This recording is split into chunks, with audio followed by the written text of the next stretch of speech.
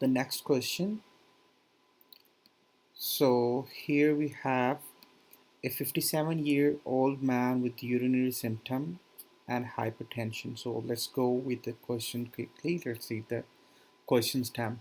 So a 57-year-old painter comes to his physician for evaluation of difficulty voiding for the past few years. He describes a delay when he attempts to go, and he often wets his underwear with additional urine after he has finished. He is married, has one teenage child. His past medical history is remarkable for essential hypertension that is controlled by diet, he claims. So his blood pressure right now is 160 by 92, and his pulse is 82 millimeters per minute. So his physical examination is remarkable for prominent apical impulse, laterally displaced, and faint abdominal bruit. So his prostate is non-tender and appears large, no palpable nodule or irregularities. So which of the following is the most appropriate antihypertensive therapy? So go through the options: lisinopril, metoprolol, nifedipine, terazosin, or verapamil. It's a very easy question. So let's go through all the options. So what this patient has, first diagnose the patient has difficulty voiding. His age is 57 year old. He has hypertension. This is the other second issue. So he often wets his underwear with additional urine. So that means he might have benign prostatic hyperplasia. Okay, what's can you please tell me the symptoms of BPH? BPH, it sometimes, there is urinary incontinence, there is dribbling, there is urgency, hesitancy. So the symptoms are divided into two groups. One are the irritative symptoms, the that have, like you have frequency, urgency, nocturia, hesitancy, straining to void, intermittency, and weak stream. So this is the mostly this is the clinical diagnosis based on history and DRE. The finding is enlarged, smooth, non-tender prostate. So you need to rule out the prostate cancer. If there are no nodules or irregularities, that means there is no evidence of prostate cancer. Moreover, you need to order some labs like urine analysis, PSA, and post void residual PVR. If it's sphere, the volume you need to know. So the treatment option for BPH and as well as hypertension, it's mostly you use alpha 1 blockers like terazosin and tamsulosin. So this is the right option. And captopril, it lowers the blood pressure. You can use it for long term BP control, but not for you have two problems right now, so you need one drug for these two problems. So whenever you have this kind of question where you have an essential hypertension, or patient is hypertensive, and side by side he also has BPH, so you must go straight to the alpha 1 blockers like terazosin, tamsulosin.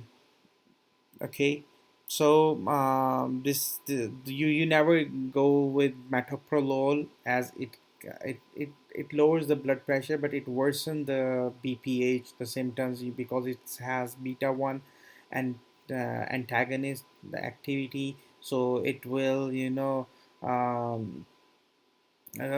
inactive the detrusor muscles, so it will worsen the um, BPH symptoms. Verapamil does the same thing in nifedipine, so you should avoid these three in BPH. Okay, so let's go to the answers. So terazosin is an alpha 1 receptor antagonist that is very efficacious in treatment of hypertension. Remember that alpha 1 receptors are responsible for the contraction of vascular smooth muscles. Wherever there is smooth muscles contraction, like in vascular wall, like in the sphincters, while there is anal sphincter or urinary sphincters, wherever alpha 1 activity, it contract that muscle. So if you antagonize that activity, if you give an alpha 1 antagonist, then it kind of block that contraction, and it relaxes the sphincters, it relaxes the blood vessels, so it lowers the blood pressure, it eases down that urinary retention in the sphincters.